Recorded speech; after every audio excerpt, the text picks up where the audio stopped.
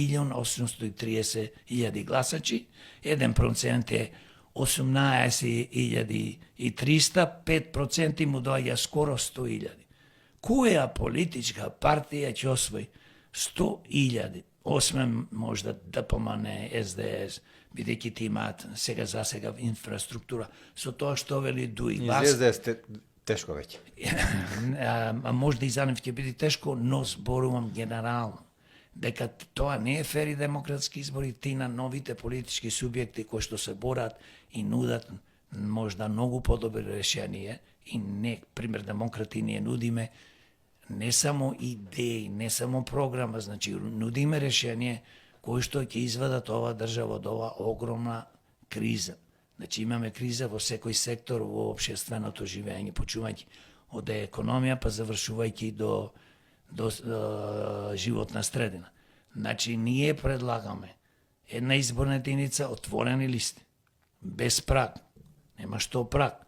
Тоа сега да прашам дали со праг или без. Никако праг. Зошто? Затоа што пак ќе кажам, првите 120 кандидати кои што имаат најповеќе гласови, автоматски влегуваат во собрание. Зошто праг? Дуи предлага и други предлагаат прагови.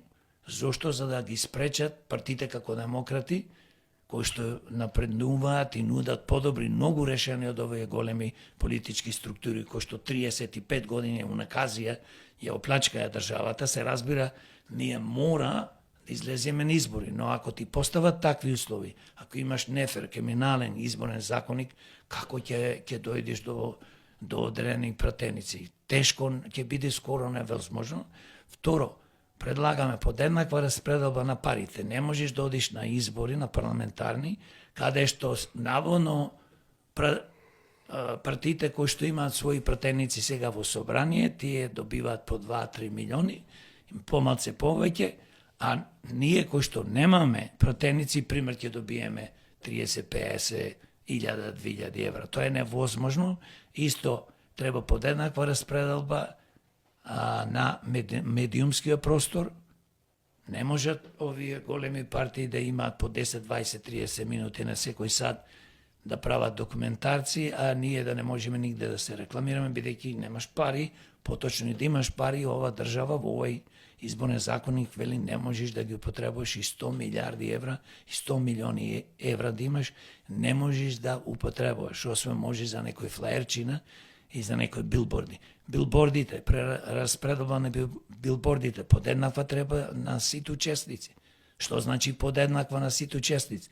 Значи, пак ќе кажам, ние почнуваме од нула. Нема што никој да има предност. Затоа не се дискутира во собрание, се дискутира сега, ајде диаспората да гласа, тоа е нашата црвена линија на ДПМН, бидејќи тие тоа го турка